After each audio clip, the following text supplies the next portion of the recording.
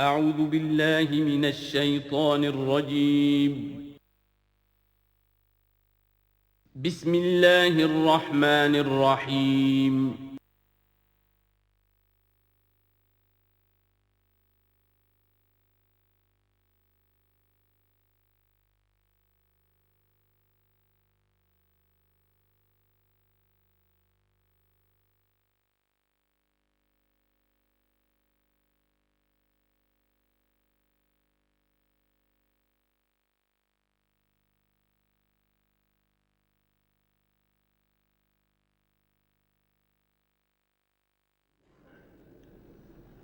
اما بعد فاعوذ باللہ من الشیطان الرجیم بسم اللہ الرحمن الرحیم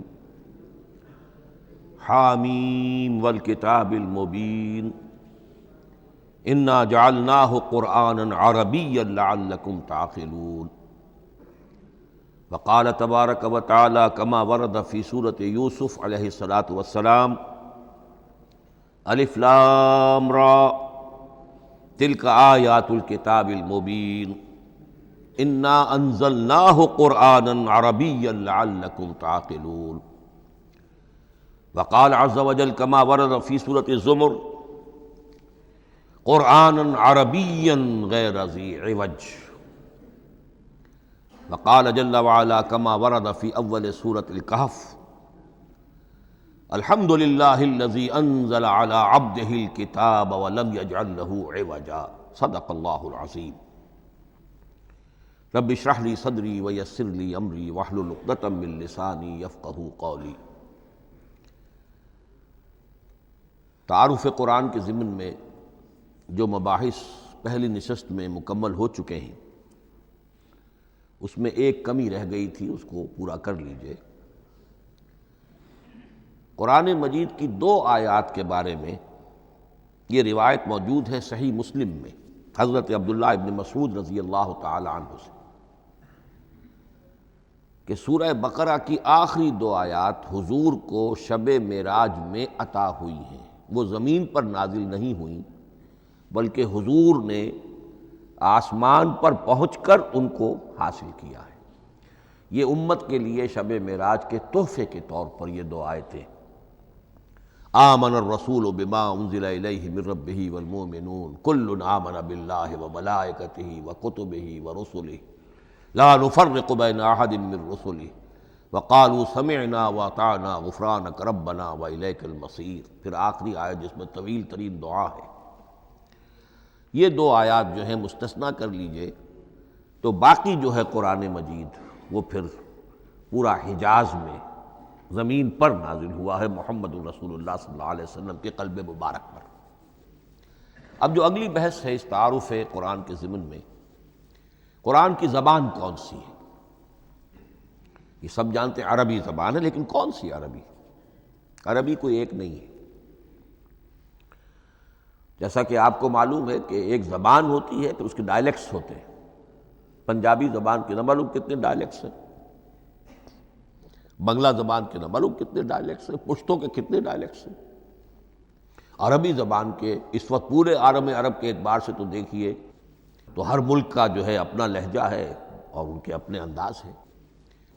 تو خود نزول قرآن کے وقت بھی پورے جزیرہ نمائے عرب میں کوئی ایک زبان نہیں تھی، زبان ایک تھی لیکن اس کے لہجے مختلف تھے، الفاظ مختلف تھے۔ تو یہ جان لیجئے کہ قرآن نازل ہوا ہے حجاز کے بادیہ نشینوں کی زبان میں۔ وہ اصل عربی زبان حجازی قوم سمجھتی تھی، شہری زبان نہیں، دیہاتی زبان، یعنی کہ شہروں میں دوسرے ملکوں کے لوگ آتے جاتے رہتے تھے۔ خاص طور پر مکہ مکرمہ جو ہے وہ تو چونکہ ایک بہت بڑا تجارتی مرکز تھا۔ لإلاف قریش ایلافہم رحلۃ الشتاء والصیف فلیعبدوا رب ھذا البیت۔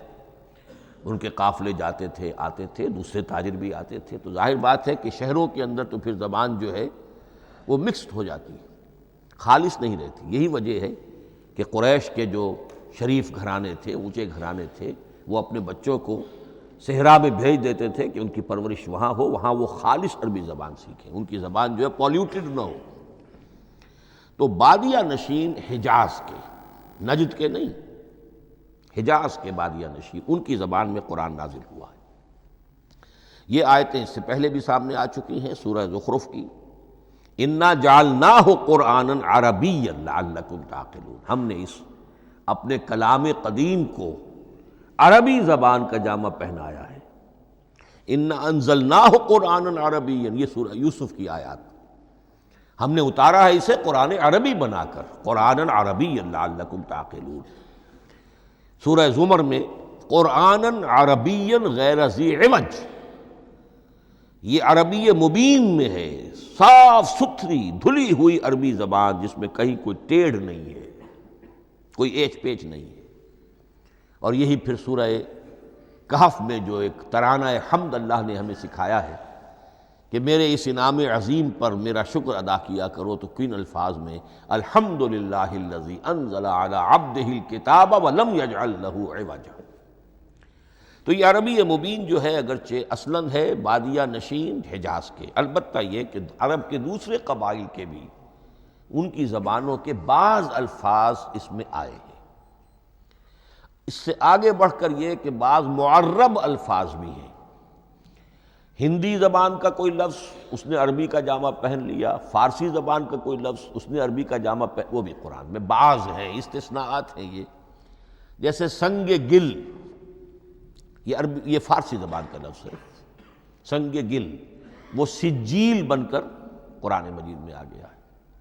حجارۃ من سجیل، یہ جو الم تر کیف فعل ربک باصحاب الفیل سورہ فیل میں ہے، سنگ گل کا سجیل بنا۔ اس طرح کے کچھ اور الفاظ بھی ہیں، لیکن یہ سمجھیے کہ ایکسیپشنز پروو دی رول، یہ استثناءات ہیں، قاعدہ اپنی جگہ پر قائم رہے گا کہ یہ حجاز کے بدوؤں بادیہ نشینوں کی جو زبان تھی اس میں قرآن نازل ہوا ہے۔ اس قرآن کے بارے میں، اس کی زبان کے بارے میں جو چند پہلو سامنے رہنے چاہیے، فصاحت اور بلاغت کی معراج، یہ میں بعد میں قرآن کے وجوہ اعجاز پر جب بحث کروں گا کہ یہ کس کس اعتبار سے معجزہ ہے، تو وہاں زیادہ تفصیل سے یہ بات آئے گی کہ عربی زبان کی فصاحت اور بلاغت کی معراج ہے۔ آپ کو معلوم ہے کہ آج بھی دنیا میں یہودی بھی ہیں جن کی مادری زبان عربی ہے، عیسائی بے شمار ہیں جن کی مادری زبان عربی ہے، ان کے ہاں بھی عربی ادب کی چوٹی کی کتاب جو پڑھائی جاتی ہے وہ قرآن ہے۔ یہ انہیں ماننا پڑتا ہے کہ عربی ادب کی جو آخری کتاب ہے، چوٹی کی کتاب ہے، وہ یہی ہے۔ یہودی بھی پڑھائیں گے، جیسے آپ انگریزی زبان پڑھنی ہے، سمجھنی ہے، تو شیکسپیئر کے بغیر آپ کیسے سمجھیں گے؟ اب وہ تو ایک سٹینڈرڈ ہے۔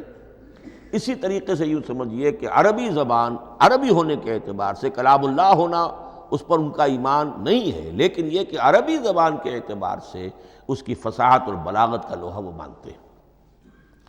پھر اس میں ایک خاص ملکوتی غنا ہے، ڈیوائن میوزک، صوتی آہنگ ہے، عذوبت ہے، مٹھاس ہے۔ لاہور میں ایک صاحب ہیں جو پروفیسر ہیں فونیٹکس کے پنجاب یونیورسٹی میں، وہ کہتے ہیں میں ثابت کر سکتا ہوں کہ جتنے بھی آج دنیا میں اصول ہیں صوتی، یہ خود اپنی جگہ ایک بہت بڑی سائنس ہے، اس کے اعتبار سے میں ثابت کر سکتا ہوں کہ بلند ترین موسیقی قرآن مجید میں ہے، ملکوتی غنا۔ اسی لیے قرآن مجید کو اچھی سے اچھی آواز میں پڑھنے کی تاکید آئی ہے۔ زینوا القرآن باصواتکم، قرآن کو اپنی آوازوں سے مزین کرو۔ اسی طریقے سے من لم یتغن بالقرآن فلیس منا، جو قرآن مجید کو اچھی سے اچھے طریقے پر پڑھنے کی کوشش نہیں کرتا وہ ہم میں سے نہیں ہے۔ اسی طرح کے واقعات بھی ہوئے ہیں۔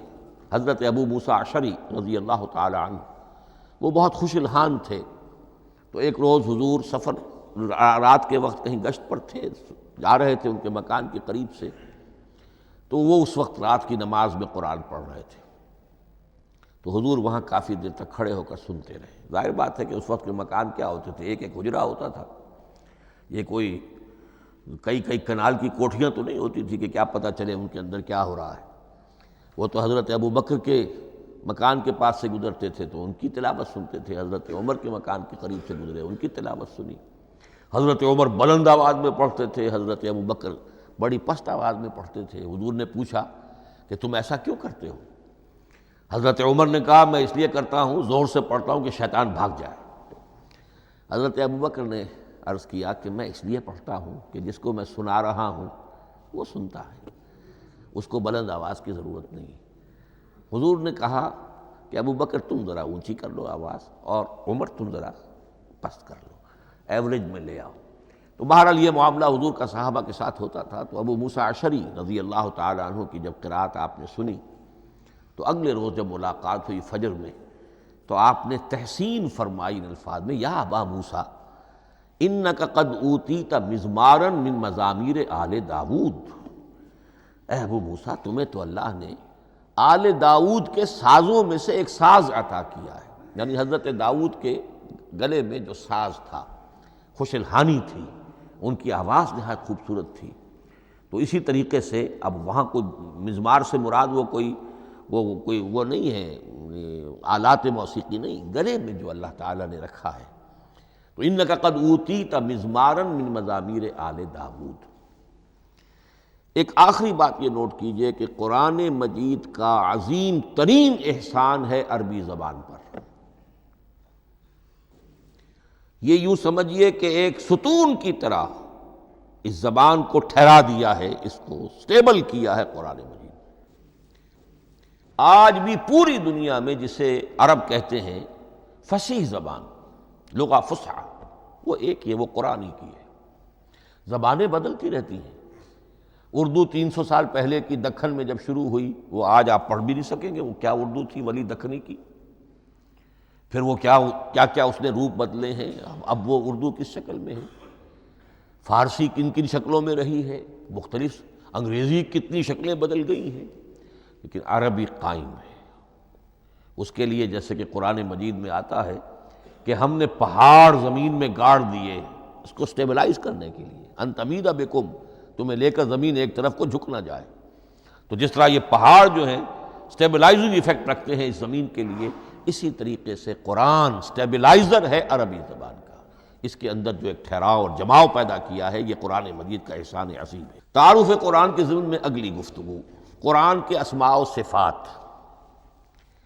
عربوں کا ایک خاص ذوق تھا، اور ظاہر بات ہے کہ اللہ تعالیٰ نے جب قرآن نازل کیا ہے تو عربوں کے ذوق کو بھی مد نظر رکھا ہے۔ ان کا ذوق کیا تھا؟ جس چیز سے انہیں محبت ہوتی تھی اس کے وہ بہت سے نام رکھتے تھے۔ گھوڑے کے لیے ہزاروں لفظ مل جائیں گے آپ کو، شیر کے لیے 5000 الفاظ مل جائیں، تلوار کے لیے 5000 الفاظ مل جائیں گے۔ یعنی اس شے کی جو بھی صفت ہے اس صفت کے اعتبار سے ایک نام، کوئی اور صفت ہے اس صفت کے ایک اور نام۔ تو وہ صفاتی نام، اب جیسا کہ آپ کو معلوم ہے اللہ کے 99 نام صفاتی تو ہے نا، اللہ کی ایک صفت دوسری صفت، اسی کے اعتبار سے اس کے نام ہیں۔ قرآن مجید کے اسماء علامہ جلال الدین سیوطی رحمۃ اللہ علیہ نے 55 شمار کیے، لیکن وہ بھی مکمل نہیں ہے لسٹ، اس لیے کہ اس میں ایک اہم نام برہان یہ شامل نہیں ہے۔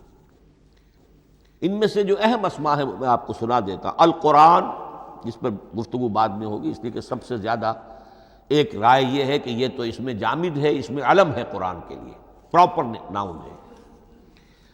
الکتاب، الذکر، الہدیٰ، النور، الفرقان، کلام اللہ، الوحی، روحا من امرنا۔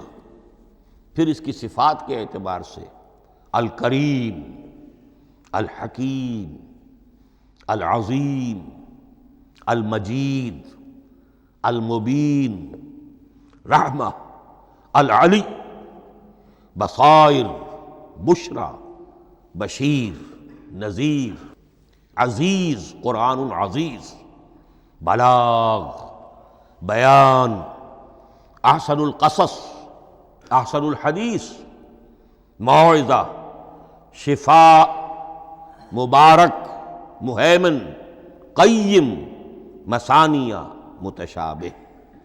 یہ میں نے آپ کو 23 نام بتائے ہیں، لیکن یہ کہ علامہ جلال الدین سیوطی نے 55 گنوائے۔ لیکن جو بحث دلچسپ ہے وہ یہ ہے کہ جو اس کے لیے لفظ القرآن ہے، اس کے معنی کیا ہیں اور یہ کس مصدر سے، کس مادے سے یہ لفظ بنا ہے؟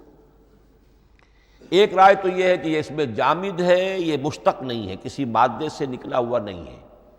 اور یہ بھی آپ نوٹ کر لیجئے، اللہ کے اسماء میں سے بھی ایک نام کو سمجھا جاتا ہے، وہ مشتق نہیں ہے، اس میں جامد ہے، اس میں علم ہے، اور وہ ہے اللہ۔ باقی سارے نام صفاتی ہیں، ایک نام، اس لیے اس میں ذات کہتے ہیں، اس کو اس میں ذات۔ لیکن یہ رائے متفق علیہ نہیں ہے، یہ کچھ لوگوں کی رائے ہے۔ ایک رائے یہ بھی ہے کہ یہ بھی اس میں علم نہیں ہے، یہ بھی مشتق ہے الہ سے۔ جیسے حکیم، یہ صفت ہے، الحکیم یہ اللہ کا نام ہو گیا۔ الہ ایک معبود، الالہ معبود برحق، الالہ وہ اللہ بن گیا، ایک رائے یہ۔ لیکن یہی اسی طریقے سے نوٹ کیجئے کہ قرآن مجید کے بارے میں بھی ایک رائے یہ ہے کہ القرآن اس میں علم ہے، پراپر ناؤن ہے، یہ جامد ہے، یہ مشتق نہیں ہے، کسی اور مادے سے نکلا نہیں۔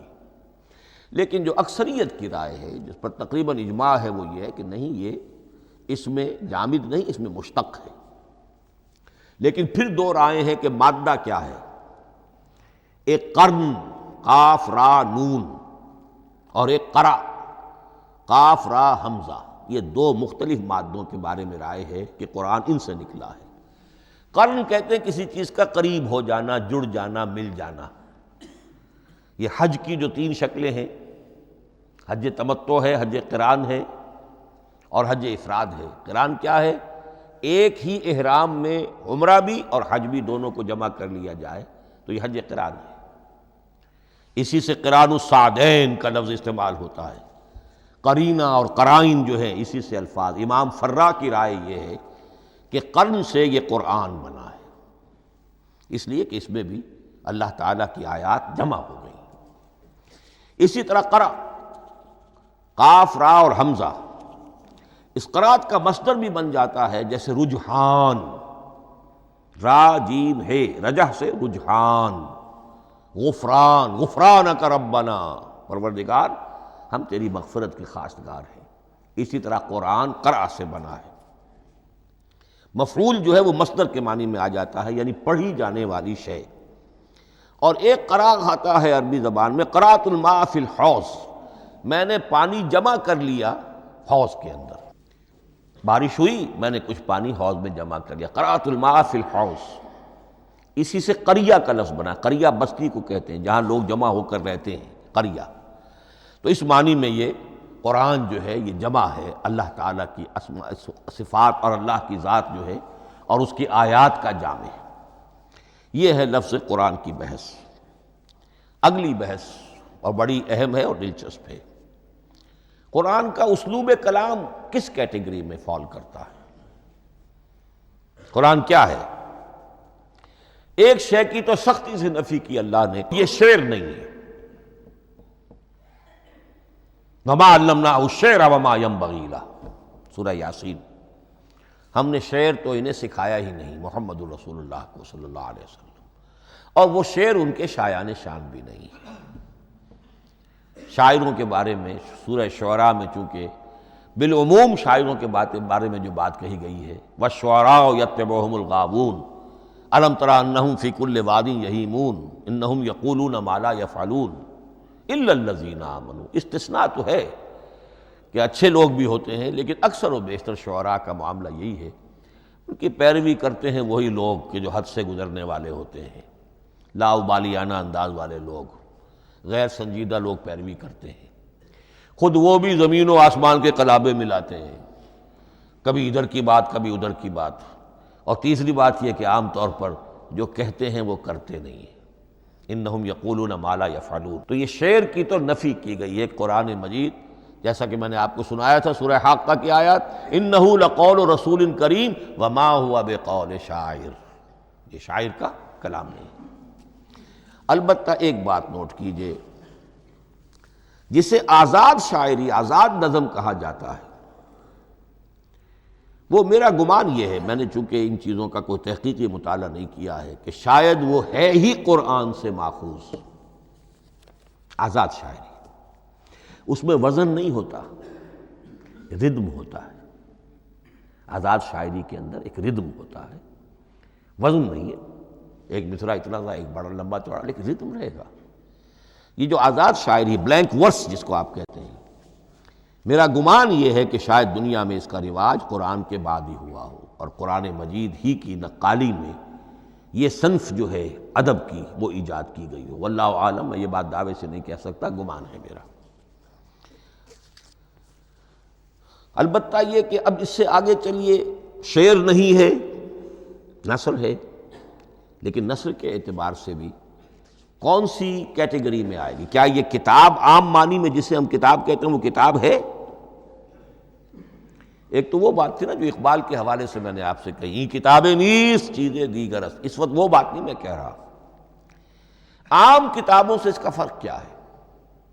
ایک کتاب ہوتی ہے، اس میں ہر چیپٹر میں ایک بحث مکمل ہو جاتی ہے، اگلے چیپٹر میں پھر لوٹا کر آپ پہلے چیپٹر کی کوئی بات نہیں کریں گے، پھر وہ بات آگے چلے گی، ابواب ہوں گے، ابواب میں مضمون کے مطابق مضمون آگے بڑھتا چلا جائے گا۔ کتاب کا یہ لازمی وصف ہے۔ قرآن مجید عثمانی میں کتاب نہیں ہے، اس میں قصہ آدم و ابلیس 7 جگہ آ رہا ہے، بار بار آ رہا ہے، سورہ بقرہ میں، سورہ اعراف میں، سورہ ہجر میں، سورہ بنی اسرائیل میں، سورہ کہف میں، پھر سورہ طٰہٰ میں، چلتے جائیے، سورہ صاد میں حضرت موسیٰ علیہ السلام کا قصہ کتنی مرتبہ آ رہا ہے۔ تو قرآن مجید اس کتاب کی کیٹیگری، اس کی ڈیفینیشن پر پورا نہیں اترتا۔ دنیا میں جو کتاب کا معیار ہے، عام اس کا جو اسلوب ہے، اس کی جو ڈیفینیشن ہے، ایک شکل ہوتی ہے مجموعہ مقالات، وہ بھی نہیں ہے۔ اس میں ہر مقالہ اپنی جگہ پر ایک مکمل شے ہوتی ہے، لیکن یہ کہ وہ دوسرے مقالات سے تو مختلف ہوگی، یہ مجموعہ مقالات بھی نہیں۔ اس کا اسلوب جو ہے وہ خطبے کا ہے، اوریشن، اور یہ کہا جا سکتا ہے it's a collection of divine orations. یہ اللہ تعالیٰ کے خطبات کا مجموعہ ہے۔ مختلف اوقات میں خطبے نازل ہوتے تھے حضور پر صلی اللہ علیہ وسلم۔ اور یہ بھی جان لیجئے کہ عرب میں ادب کی 2 ہی صنفیں تھیں جو معروف تھیں، یا شعر یا خطبہ، یا خطیب ہوتے تھے بڑے شعلہ بیان خطیب، اور یا شاعر ہوتے تھے۔ تو یہ جب شعر کے اسلوب پر نہیں تھا تو خطابت کا اسلوب ہے جو اللہ نے اختیار فرمایا، اور ہر موقع پر، ہر مرحلے پر جو خطبہ اس وقت کے حالات کی مناسبت سے نازل ہوا وہ ایک صورت ہے۔ تو یہ ہے کلیکشن آف ڈیوائن اوریشنز، یہ اللہ تعالیٰ کے مجموعہ خطبات الہیہ اسے کہا جا سکتا ہے۔ لیکن اس سے جو چند نتیجے نکلتے ہیں وہ نوٹ کرنے ضروری ہیں۔ خطبے میں مخاطب اور مخاطب کے مابین ایک ریپور ضروری ہے۔ اگر کوئی مصنف بیٹا کتاب لکھ رہا ہے، اس کے سامنے کوئی سامع نہیں ہوتے، وہ تو اپنی مگن میں جو بھی خیال ہے اپنے دل میں وہ لکھ رہا ہے۔ خطبے میں سامنے ہوتے، اگر ان کے درمیان رپورٹ نہ رہے، ہم آہنگی نہ رہے، تو پھر وہ خطبہ غیر مؤثر ہو جائے گا۔ لوگ جو ہیں ان کو اونگ آنے لگے گی، وہ متوجہ ہی نہیں رہیں گے۔ تو ایک رپورٹ مخاطب اور مخاطب ان کے درمیان۔ دوسرے یہ کہ خطبہ کا ایک وصف لازمی یہ ہوتا ہے کہ ایک واقعاتی پس منظر ہوتا ہے پیچھے موجود۔ اب کوئی شخص ہے سیاسی تقریر کر رہا ہے، ایک خاص پس منظر موجود ہے، اس میں وہ ان چیزوں کی طرف حوالے دیتا چلا جائے گا، صرف کوئی تفصیلات بیان نہیں کرے گا، اس لیے کہ وہ لوگوں کو معلوم ہے آج کے دور کا ایک واقعہ ہے، لوگوں کے علم میں ہے۔ لیکن کتاب میں آپ لکھیں گے تو پھر وہ پورا واقعہ بھی بیان کرنا پڑے گا آپ کو کہ یہ کب ہوا، کیسے ہوا، جس کا میں حوالہ دے رہا ہوں۔ لیکن خطبے کے اندر پس منظر جو ہے وہ موجود ہے، اور اس کے حوالے سے صرف جو اشارات اس کی طرف ہو جائیں گے۔ نمبر 3 یہ ہے کہ خطبے میں تحویل خطاب بہت ہوتا ہے۔ تحویل خطاب سے کیا مراد ہے؟ ابھی خطیب آپ سے بات کر رہا ہے، آپ سے مخاطب ہے، اور کسی وقت وہ فلاں کو جو یہاں موجود بھی نہیں ہے وہ نواز شریف صاحب کو خطاب کرنا شروع کر دے گا. بھائی نواز شریف تو یہاں نہیں ہے، لیکن خطاب انداز وہ تو تقریر مقرر ہے، سیاسی تقریر کر رہا ہے، نواز شریف کو چیلنج کر رہا ہے. نواز شریف یہ کر دو گے تو ہم یہ کر دیں گے، اور نواز شریف یہ تم غلط کر رہے ہو، یا بے نظیر تمہارا یہ معاملہ. ہاں بے نظیر تو وہاں موجود نہیں. صدر ایوب صاحب کو جو بھی گالیاں دی جاتی تھی تقریروں کے اندر، وہ خود تو وہاں موجود نہیں ہوتے تھے. تو اس میں تحویل خطاب نوٹ کرنا پڑتا ہے، ابھی کس سے بات ہو رہی تھی، ابھی کس سے بات ہو رہی. قرآن مجید میں آپ دیکھیں گے ایک آیت میں حضور سے خطاب ہے، اگلی آیت میں کفار سے خطاب ہے، اس سے اگلی آیت میں اہل ایمان سے خطاب ہے. تو تحویل خطاب جو ہوتا ہے اس کے حوالے سے نوٹ کرنا پڑتا ہے کہ اس وقت اس آیت کا جو رخ ہے کدھر ہے، اس میں کس کو خطاب کیا جا رہا ہے. چوتھی بات یہ ہے کہ خطبے میں صرف عقل سے اپیل نہیں کی جاتی، جذبات سے بھی اپیل ہوتی ہے. اسی لیے خطابی انداز کہلاتا ہے. خطابی انداز میں لوگوں کے جذبات سے بھی اپیل کی جاتی ہے. جبکہ آپ ایک مقالہ لکھ رہے ہوں گے، اس میں جذبات کی بات نہیں آئے گی. ٹھنڈی ٹھنڈی عقلی باتیں، منطقی باتیں، دلیل صغرا کبرا جوڑیے، نتیجہ نکالیے، وہ لوگوں کے سامنے رکھیے، تصنیف ہے. لیکن خطبے کے اندر صرف عقل نہیں، جذبات سے بھی اپیل ہوتی ہے. اب یہ سارے اوصاف میں جو بیان کر رہا ہوں یہ سب قرآن مجید میں بتمام و کمال بدرجہ اتم موجود ہیں. اور آخری بات یہ کہ خطبے میں، اور یہ کہ یہ چیز مشترک ہے غزل میں بھی اور قصیدے میں بھی اور خطبے میں بھی، اس کا اول و آخر بہت جامع اور مؤثر ہونا چاہیے. اسی لیے مطلع مقطع یہ خاص طور پر ہوتے ہیں نا. مقطع میں آ پڑی ہے سکون گسترانہ بات، جس غزل کا مطلع جاندار ہے اس کو آدمی پڑھے گا، اور اگر وہ مطلع پھسپھسا ہے وہ باقی نظم پڑھے گا ہی نہیں، چاہے آگے اس کے اندر بڑا عمدہ شعر بھی ہو وہ نہیں پڑھے گا. مطلع ہی جو ہے بے جان ہے، پھسپھسا ہے. پھر مقطع آخری جو شعر ہو، تو قصیدے میں بھی یہ ہے اور خطبے میں بھی یہ ہے. یہی وجہ ہے کہ قرآن مجید کی صورتوں میں اکثر و بیشتر شروع کی آیات اور آخری آیات انتہائی اہم ہوتی ہیں، بہت جامع ہوتی ہیں، جن کو کہا جاتا ہے کہ یہ سور جو ہیں ان کی ابتدائی آیات، خواتین اور پہلی آیات. اب سورہ بقرہ کی آیات شروع کی، پھر آخری جو ابھی میں نے آپ کو سنائی، یہی آل عمران کا معاملہ ہے، کس شان کے ساتھ وہ اٹھ رہی ہے. یہی سورہ حج کا ہر جگہ پر آپ دیکھیں گے ابتدائی جو ہے خطیب اگر ایسی بات، ایسا انداز اختیار کرے کہ اپنے سامعین کی توجہ کو اپنی طرف مبذول کرا لے، اگر شروع کا انداز ایسا نہیں ہے تو وہ بات آگے بڑھے گی نہیں. آخری بات یہ کہ خطبے میں ہمیشہ یہ ہوگا کہ ایک مین سپیکر جو ہے اس کی ایک بات سامنے ہے کہ میں نے یہ بات اپنے سامعین کے ذہن میں بٹھانی ہے، لیکن دائیں بائیں کی باتیں کرے گا. کوئی قصہ بھی سنائے گا، کوئی شعر پڑھے گا، کوئی اور کوئی لطیفہ بھی سنائے گا. ہمارے ہاں کے جو بہترین خطیب جو ہوتے تھے وہ احراری حضرات جو ہے بہترین خطیب ہوتے تھے. اور آپ نے سنا مولانا عطا اللہ شاہ بخاری رحمۃ اللہ علیہ، ان کی تقریریں 6 گھنٹے تک لوگ سنتے تھے. وہ کبھی رلا بھی رہے ہیں، کبھی ہنسا بھی رہے ہیں. عام آدمی تنقید بھی کرے گا کہ یہ کیا ادھر ادھر کی باتیں کر رہے ہیں، لیکن وہ پھر جب آخری تقریر ہوتی تھی تو جب تقریر ختم ہوتی تھی، جو بات وہ ذہن میں بٹھانا چاہتے تھے، دل میں اتارنا چاہتے تھے، وہ بیٹھ چکی ہوتی تھی. باقی یہ کہ ادھر ادھر کی چیزیں جو ہیں وہ آکسیلری چیزیں ہیں وہ رہتی ہیں. یہ ہیں 6 اوصاف خطبات کے، اور قرآن مجید کے اندر بھی یہ اوصاف کم و بیش موجود ہیں. قرآن کا اسلوب خطبے کا ہے. اب اگلی بحث پر آئیے، قرآن مجید کی ترکیب اور تقسیم، سنتھیسس اور ڈویژنز. اب اس میں سمجھیے کہ کلام جو ہے اللہ کا کلام ہے. کلام مرکب ہوتا ہے کلمات سے. کلمات حروف سے بنتے ہیں. عربی زبان کے حروف 28 یا 29 ہیں. الف اور حمزہ کو ایک ہی مانیں گے تو 28 رہ جائیں گے، الف علیحدہ حمزہ علیحدہ تو 29 ہو جائیں گے. یہ حروف جڑتے ہیں، لفظ بنتے ہیں. لفظ محمل بھی ہوتا ہے لیکن کلمہ وہ کہلاتا ہے جو بامانی لفظ ہو. پھر ان کلمات کو آپ جوڑتے ہیں، یہ مرکب توصیفی بن گیا، مرکب اضافی بن گیا، مرکب عددی بن گیا، مرکب جاری بن گیا، پھر ان مرکبات کو جوڑ کر فقرہ بنتا ہے، جملہ بنتا ہے، کلام مفید جس کو کہا جاتا ہے۔ قرآن مجید کے اعتبار سے علامہ سیوطی نے مخصوص جو قرآن کی اصطلاحات ہیں ان کے حوالے سے ایک بات کہی ہے، لیکن واقعہ یہ ہے کہ قرآن کی اصطلاحات خود اپنی ہیں، دنیا کی دوسری کسی بھی اصطلاحات پر ان کو قیاس نہیں کیا جا سکتا۔ لیکن جاہز چونکہ قدیم تھے، انہوں نے قرآن مجید کو کہا یہ دیوان کی شکل رکھتا ہے، جیسے کہ حافظ کا دیوان کسی اور کا دیوان۔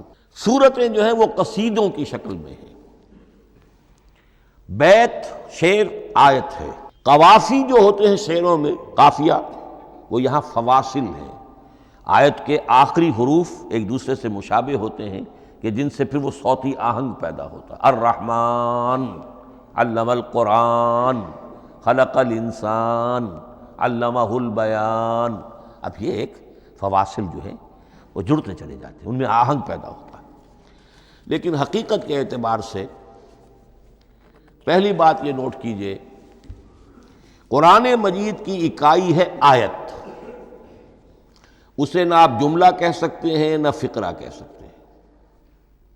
انگریزی میں ہمارا چونکہ بائبل کے لیے بھی جب ورس کا لفظ آ جاتا ہے تو انگریزی تراجم میں، انگریزی تحریروں میں، مقالوں میں ورس قرآن مجید کی آیت کے لیے لفظ آ جاتا ہے، ورس نمبر فلاں، بالکل غلط ہے۔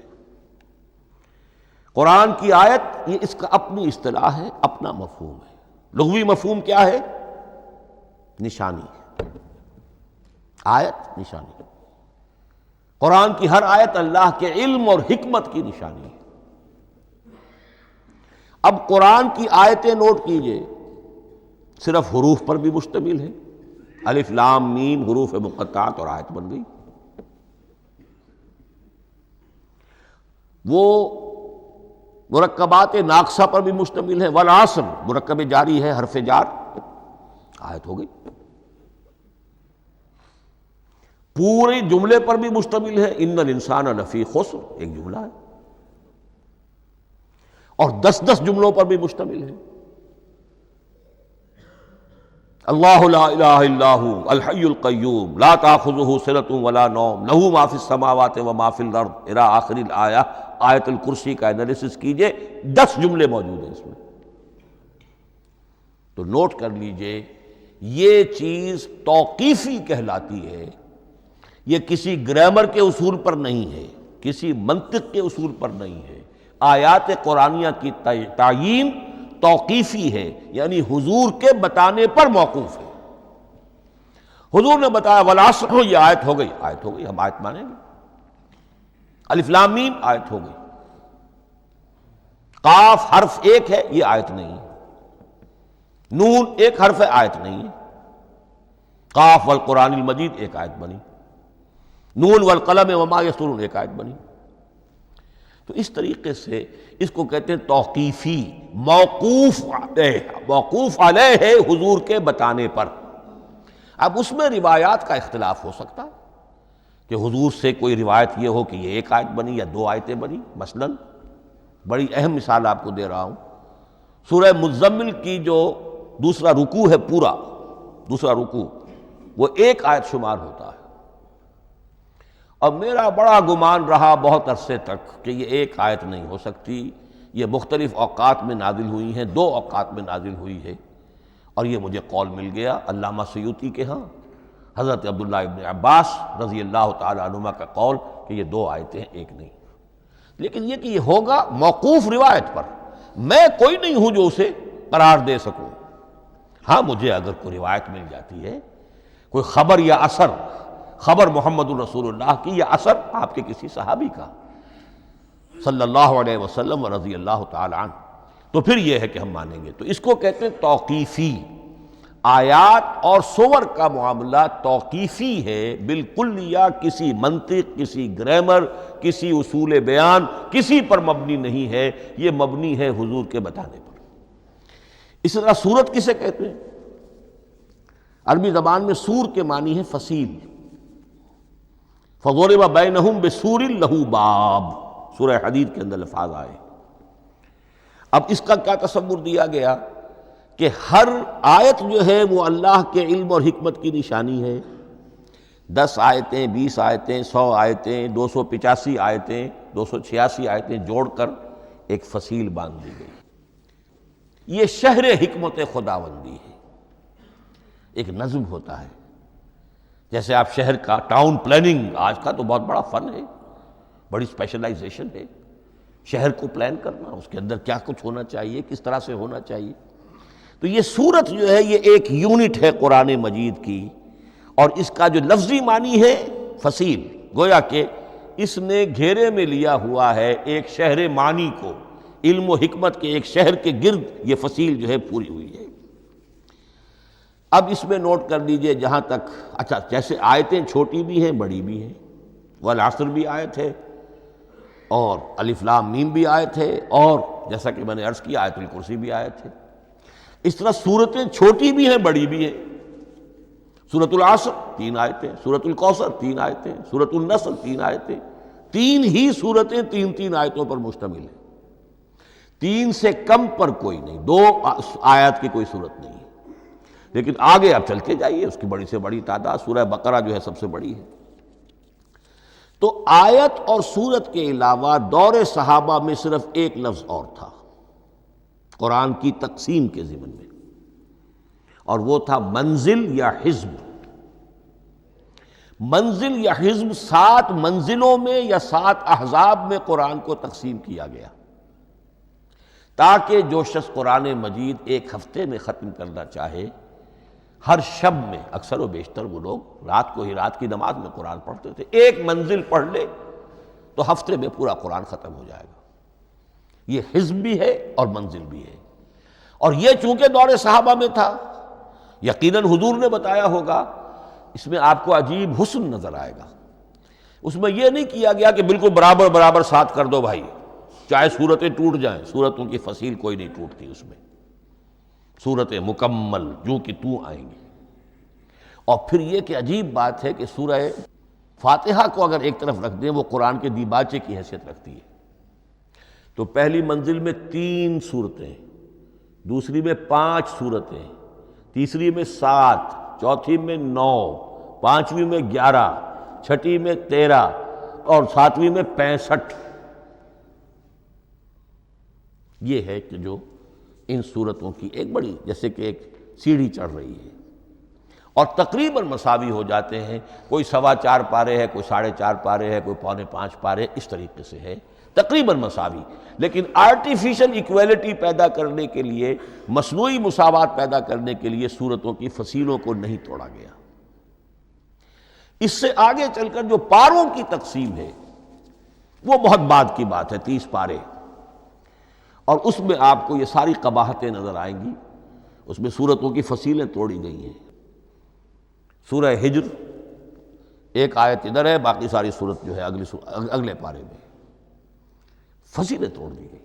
معلوم ہوتا ہے کسی شخص کے پاس جو قرآن تھا مصحف، اس نے صفحے گنے، 7 سے 30 سے تقسیم کیا، اور برابر صفحوں کے اندر وہ پارے بنا دیے۔ لیکن بہرحال دور صحابہ میں پاروں کا کوئی ذکر نہیں تھا، یہ بات کی بات ہے۔ دور صحابہ میں آیت، سورت اور حزب۔ اسی طریقے سے طویل سورتوں کو جو رکوعوں میں تقسیم کیا گیا، یہ بھی بات کی بات ہے۔ لیکن یہ جو تقسیم کیا گیا ہے سورتوں کو رکوعوں کی شکل میں، 35 صورتیں تو قرآن کی ایسی ہیں چھوٹی ہیں جو ایک ایک ہی رکوع پر مشتمل ہے۔ آخری پارے کی 37 صورتیں ہیں، پہلی 2 کی جو 2 رکوع ہے، باقی سب کی سب جو ہے وہ ایک ایک رکوع شمار ہوتا ہے۔ لیکن رکوع کیوں کیے گئے؟ لمبی صورتوں میں سے اگر کچھ حصہ پڑھنا ہے نماز میں، سورہ بقرہ پوری تو نہیں پڑھ سکتے آپ ایک رکعت کے اندر، تو اس کا وہ حصہ پڑھا جائے جس میں ایک مضمون پورا ہو جائے، مضمون نہ ٹوٹے، تاکہ وہاں پر رکوع کرے آدمی کہ جہاں پر کہ وہ مضمون ایک اعتبار سے مکمل ہو گیا۔ تو رکوع سے رکعت ہے، رکوع ہے، اس رکعت کے اندر ایک حصہ اتنا پڑھا جائے تاکہ مضمون جو ہے وہ خوبصورت رہے اور اس کا سلسلہ برقرار رہے۔ یہ تقسیم بھی اگرچہ بہت ہی ایک بدنام شخص ہے ہماری تاریخ کا، حجاج ابن یوسف، یہ اس کی ہوئی تقسیم ہے، یا اس نے کرائی ہے، بہرحال اس کی طرف منسوب ہے۔ اور یہ بات ماننی پڑتی ہے کہ بڑے گہرے غور و فکر سے تقسیم کی گئی ہے، الل ٹپ نہیں ہے، بلکہ اس کے لیے واقعتاً غور کر کے جہاں وہ مضمون ختم ہوتا ہے، کہیں کہیں آپ اختلاف کر سکتے ہیں اور آپ کو حق حاصل ہے، اس لیے کہ یہ چیزیں توقیفی نہیں ہیں، یہ حضور کی بتائی ہوئی نہیں ہے، نہ رکوعوں کی تقسیم۔ اب سعودی عرب میں جو قرآن مجید چھپ رہے ہیں ان میں حزب ہو گئے ہیں، یعنی ہر پارے کو پارے برقرار رکھ کر 8 حزب بنا دیے انہوں نے، 4 حزب بنا دیے اور پھر نصف حزب کر کے 8 حصے کر دیے۔ تو یہ چیزیں جو ہمارے ہاں رکوع تو پاروں سے ادھر ادھر ہو جاتے ہیں، پارا بدل گیا رکوع وہی چل رہا ہے، اس لیے کہ رکوع میں مضمون کو پیش نظر رکھا گیا ہے، جبکہ پارے میں مضمون کو نہیں سامنے رکھا گیا۔ تو رکوع کا معاملہ جو ہے چاہے وہ حجاج ابن یوسف ہی نے کیا ہے، لیکن یہ کہ بہرحال وہ بہت صحیح ہے، اکثر و بیشتر، کہیں کہیں آپ اس سے اختلاف کر سکتے ہیں۔ تو یہ تو اس کا ہم نے آپ کے سامنے رکھا سنتھیسس۔ اب اگلا موضوع ہے ترتیب و تدوین کیسے ہوئی۔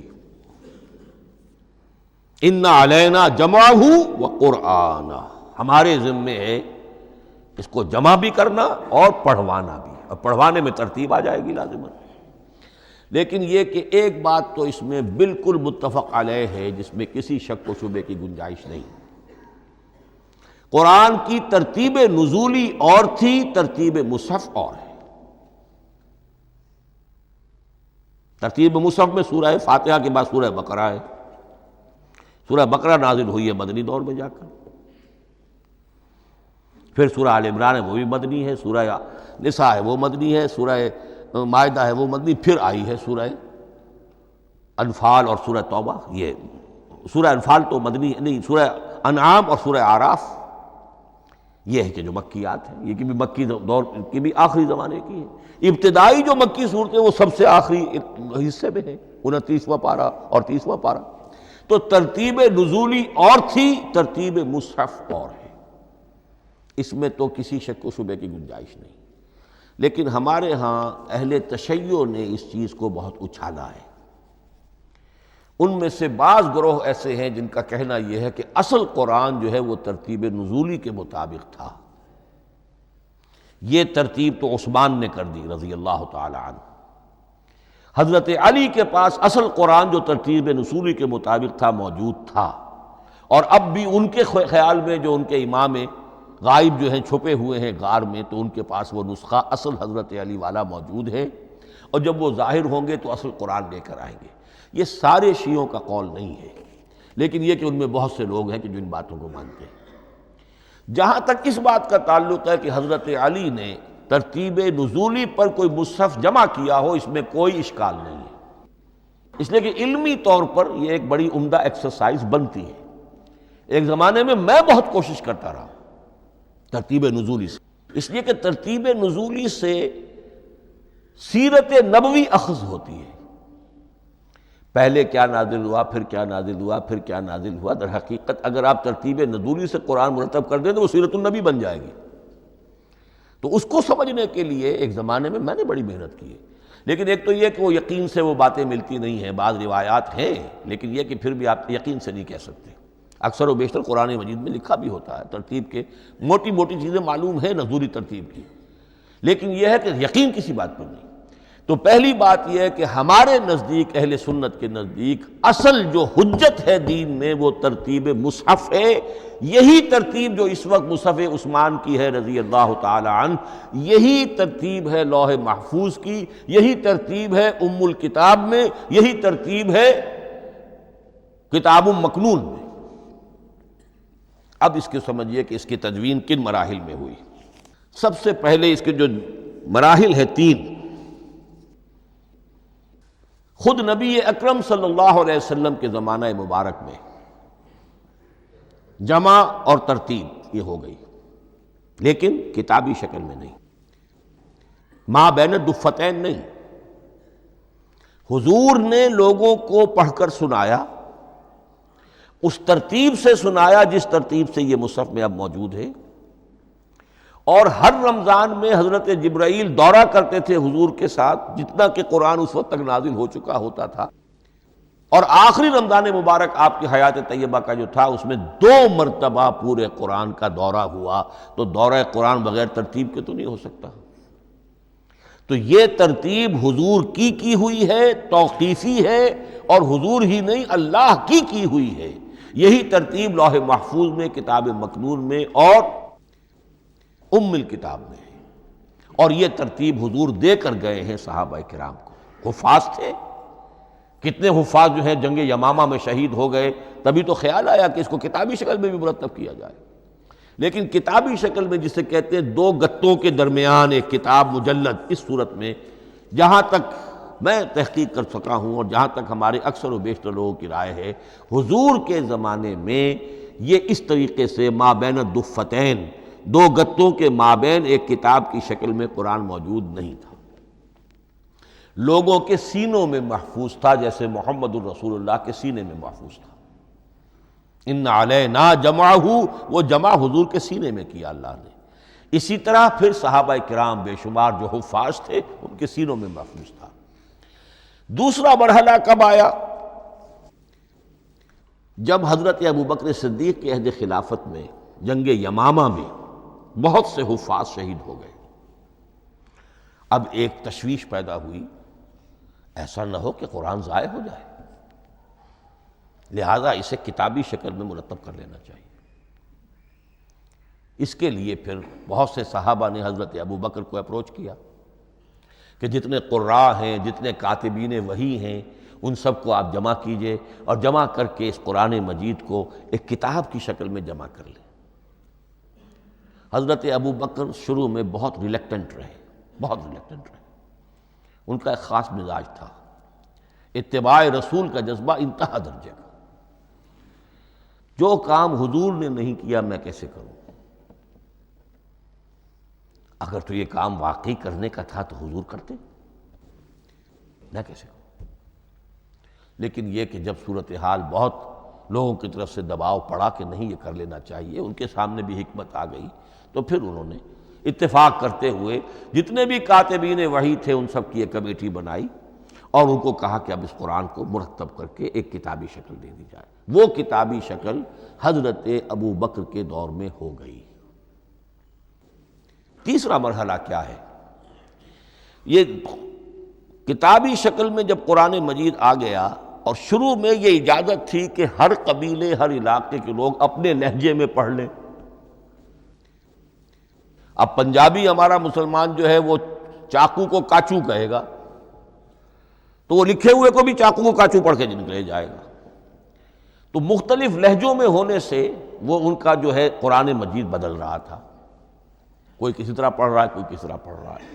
اب اس کی تشویش ہوئی حضرت عثمان کے زمانے میں، جب دور بہت پھیل گیا، اسلام کا دائرہ، دارالاسلام کی وسعت بہت ہو گئی کہ اس طرح اگر یہ لوگ پڑھیں گے اور اپنے اپنے لہجے کی وجہ سے اب اس لہجے میں شکل بدل بھی جاتی ہے لفظ کی۔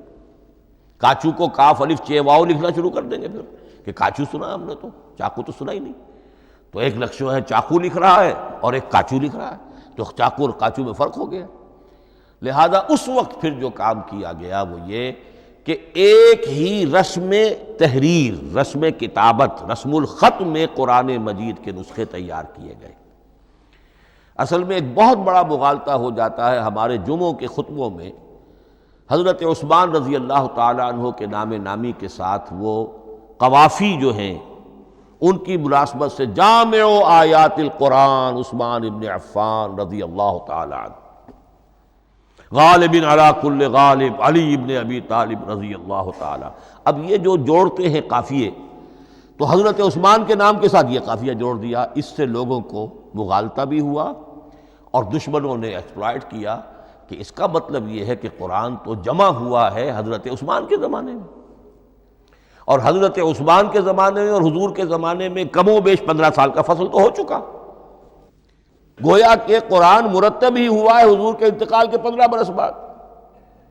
پھر حضرت عثمان کی شخصیت کو خاص طور پر جو سبائی فتنہ اٹھا تھا اس نے ایک ڈسپیوٹڈ پرسنالٹی بنا کے رکھ دیا ہے، نہیں معاذ اللہ کوئی شک نہیں، لیکن یہ کہ ایک فتنہ اٹھا، فتنۃ الکبریٰ، اور حضرت عثمان رضی اللہ تعالیٰ عنہ کو انہوں نے بدنام کیا، لہذا اس کے نام سے اور بٹا لگ گیا، یہ مصحف عثمان ہے۔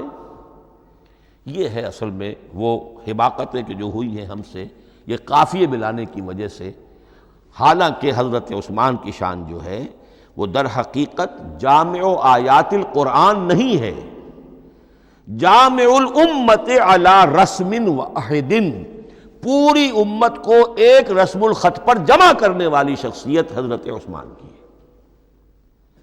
مثلا اب دیکھیے مالک یوم الدین کس طرح لکھیں گے؟ میم لام اور کاف، میم الف اور لام اور کاف لکھیں گے آپ، یہ غلط ہو جائے گا۔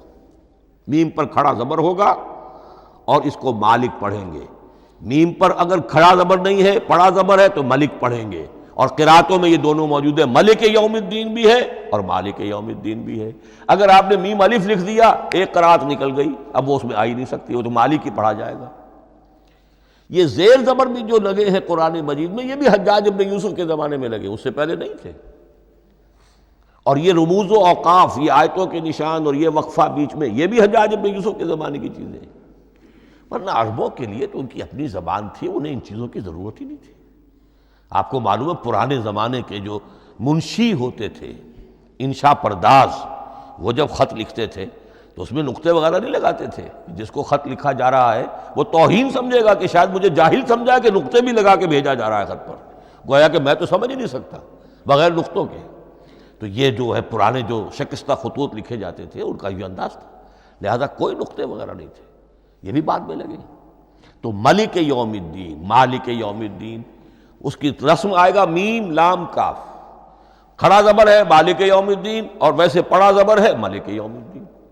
یہ رسم الخط ہے جس پر کہ حضرت عثمان رضی اللہ تعالی عنہ نے پوری امت کو جمع کر دیا، اور اس کے نسخے تیار کرا کے، مختلف روایات میں آتا ہے 5 یا 7 نسخے تھے، ایک مدینہ منورہ میں رکھا اپنے پاس، اور اسی پر ان کے خون کے دھبے بھی ہیں، اور وہ نسخہ قرآن مجید کا اب استنبول کے اندر ہے، توپ کاپی کا جو عجائب خانہ ہے، عجائب گھر ہے، جس میں جہاں نوادرات کے ساتھ ساتھ حضور کے بھی کچھ تبرکات اور جمع ہیں، وہاں وہ نسخہ موجود ہے۔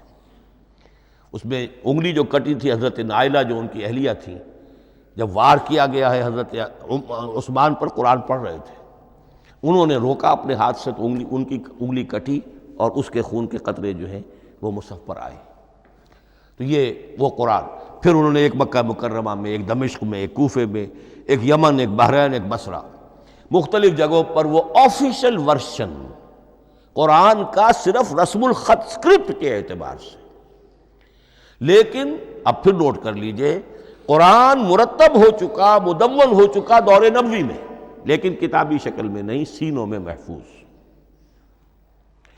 دور خلافت ابی بکر میں وہ کتابی شکل میں لایا گیا، اور اس کے لیے پھر بحث ہوئی کہ اب اس کا نام کیا رکھا جائے۔ اس کے لیے کئی نام تجویز ہوئے، سفر بھی، انجیل بھی، وغیرہ وغیرہ، لیکن پھر اس کو حضرت عبداللہ ابن مسعود رضی اللہ تعالی عنہ نے اہل حبشہ سے استشہاد کرتے ہوئے مصحف نام رکھا، مصحف۔ یہ مصحف بن گیا حضرت ابوبکر کے زمانے میں، لیکن مصحف کی قرات کے جو فرق ہو رہے تھے تو وہ لکھنے کے اندر بھی فرق آنا شروع ہو گیا، اس کو دور کیا حضرت عثمان نے، اس کا آفیشل ورژن تیار کروایا، ایک رسم الخط پر پوری امت کو جمع کر دیا، باقی جو نسخے تھے انہیں آپ نے پھر ضائع کر دیا، تاکہ کوئی اور یہ نہ رہے کہ اب یہ بھی ایک تھا پرانا نسخہ نکل آیا، اس میں تو یہ لفظ اس طرح لکھا ہوا ہے۔ تو جامع الامت علی رسم واحد، ایک ہی رسم الخط پر پوری امت کو جمع کرنے والی شخصیت وہ حضرت عثمان کی ہے رضی اللہ تعالی عنہ۔ بہرحال یہ نوٹ کیجئے کہ یہ مرحلہ بھی حضرت عثمان کے زمانے میں، تو یوں سمجھیے کہ حضرت عثمان کا پورا عہد بھی آپ جوڑ لیں تو آپ کی جو شہادت ہے وہ تقریباً یوں سمجھیے کہ حضور کے انتقال کے وہ 25 برس بعد ہے، گویا ربع صدی کے اندر اندر حضور کے انتقال کے بعد، چوتھائی صدی کے اندر اندر سارے مراحل طے ہو گئے۔ یہی وجہ ہے میں نے شروع میں آپ کو بتایا تھا کہ پوری دنیا یہ مانتی ہے کہ آج جو قرآن مسلمانوں کے پاس ہے یہ ہے وہی جو محمد عربی صلی اللہ علیہ وسلم نے اپنی امت کو دیا تھا۔ یہ دوسری بات ہے کہ ہم سمجھتے ہیں کہ محمد عربی صلی اللہ علیہ وسلم کو یہ اللہ کے کلام کی صورت میں حضرت جبرائیل نے پہنچایا تھا، وہ اس کو نہیں مانتے، لیکن یہ حصہ اس کا ماننے پر مجبور ہیں کہ وہ اصل قرآن اپنی اسی انٹیگریٹی کے ساتھ، اپنے پوری پیور، اس کا جو بھی ہے ٹیکسٹ پیور ہے اور اس کی انٹیگریٹی میں کوئی شک و شبے کی گنجائش نہیں ہے کہ یہ وہی شے ہے جو محمد نے اپنی امت کو عطا فرمائی تھی صلی اللہ علیہ وسلم۔ ایک آخری بات، چل میرے پاس 3 منٹ ہیں، یہ جو میں نے آپ کو ترتیب بتائی تھی قرآن کی، آیتیں، سورتیں، پھر حزب، اب اس میں ایک شے نوٹ کر لیجئے۔ آیت اللہ تعالیٰ کے علم و حکمت کا ایک نمونہ ہے۔ آیتوں کو جوڑ کر جب سورت بنائی تو آیتوں کے اندر جو ربط ہے، اس ربط آیات سے ایک اور معنی، ایک اور حکمت کا دروازہ کھلتا ہے۔ جیسے موتی ہے، ہر موتی بڑا خوبصورت ہے، لیکن جس ترتیب سے آپ نے پرویا، اس کو دھاگے میں ہار بنایا، اس ترتیب سے اس کا حسن دوبالا ہو جائے گا۔ ہر موتی کا اپنی جگہ پر ایک حسن ہے، لیکن اس ترتیب کی وجہ سے اس کے حسن کا ایک اور پہلو ظاہر ہوگا۔ اسی طرح قرآن مجید کی صورتوں میں ربط آیات بہت اہم ہے۔ ایک مرکزی مضمون ہوتا ہے ہر صورت کا، مرکزی مضمون، عمود، اور اس کے گرد وہ ساری آیتیں اس طریقے سے گھوم رہی ہوتی ہیں، جڑی ہوئی ہوتی ہیں، جیسے کہ ایک دھاگے کے اندر پروئے ہوئے موتی ہوتے ہیں کہ جس کی جو ہار کی شکل اختیار کرتے ہیں۔ دوسری بات یہ، اکثر و بیشتر صورتیں قرآن مجید میں جوڑوں کی شکل میں ہیں۔ ایک مضمون کا ایک پہلو اس جوڑے کے ایک فرد میں، اور دوسرا پہلو اسی کا دوسرے فرد میں۔ جیسے معوذتین، 2 صورتیں ہیں، مضمون ایک یہ تعوذ، معوذتین۔ الزہراوین، سورہ بقرہ، سورہ آل عمران کو کہا گیا الزہراوین، حضور نے فرمایا 2 نہایت تابناک صورتیں، بڑی روشن صورتیں۔ جیسے آپ دیکھیں گے یا ایھا المدثر یا ایھا المزمل قم اللیل الا قلیلا یا ایھا المدثر قم فانذر، ایک ہی طرح کا اٹھان ہے، حضور سے خطاب ہو رہا ہے۔ سورۃ الضحیٰ، سورۃ الانشراح، یہ تمام جوڑوں کی شکل میں۔ اسی طرح سورہ طلاق، سورہ تحریم، یا ایھا النبی اذا طلقتم النساء فطلقوہن لعدتہن یا ایھا النبی لم تحرم ما احل اللہ لک تبتغی مرضات ازواجک۔ شوہر اور بیوی کے درمیان تعلق یا تو اتنا گہرا ہو جاتا ہے کہ ایک دوسرے کے لحاظ میں وہ حدود خدابندی ٹوٹنے لگے، بیوی کی وجہ سے آپ نے کسی حرام شے کو حلال کر لیا یا حلال کو حرام کر لیا، بیوی کو ناپسند ہے وہ شے، تو حضور سے ذرا سا یہ ہو گیا تھا معاملہ۔ اپنی ازواج مطہرات حضرت عائشہ اور حضرت حفصہ رضی اللہ تعالیٰ عنہما، ان دونوں کی رضا جوئی کے لیے وہ خاص قسم کا شہد ہے، قسم کھا لی آپ نے کہ میں اسے استعمال نہیں کروں گا۔ لما تحرم ما احل اللہ لک، اے نبی آپ کیوں حرام کرتے ہیں اپنے اوپر وہ شے جو اللہ نے آپ کے لیے حلال کی ہے؟ تبتغی مرضات ازواجک، اپنی بیویوں کی رضا جوئی میں۔ یہ ایک انتہا ہوئی۔ دوسری انتہا کیا ہے؟ میاں اور بیوی میں اتنا بودھ ہو جائے کہ طلاق تک نوبت آ جائے، تو سورۃ التحریم ایک انتہا کو بیان کر رہی ہے، سورہ طلاق اگلی اس کے ساتھ جڑی ہوئی وہ دوسری انتہا کو بیان کر رہی ہے۔ سورہ صف حضور کے مقصد بعثت کو بیان کر رہی ہے، سورہ جمعہ آپ کے طریقہ کار کو بیان کر رہی ہے۔ اس طرح قرآن مجید کی اکثر و بیشتر صورتیں جو ہیں وہ جوڑوں کی شکل میں ہیں۔ میرا خیال یہ ہے کہ وقت ختم ہو گیا ہے، اس مضمون کا تھوڑا سا حصہ باقی ہے، وہ انشاءاللہ میں اگلی نشست میں لوں گا۔ بارک اللہ لی ولکم فی القرآن العظیم ونفعنی وإیاکم بالآیات والذکر الحکیم۔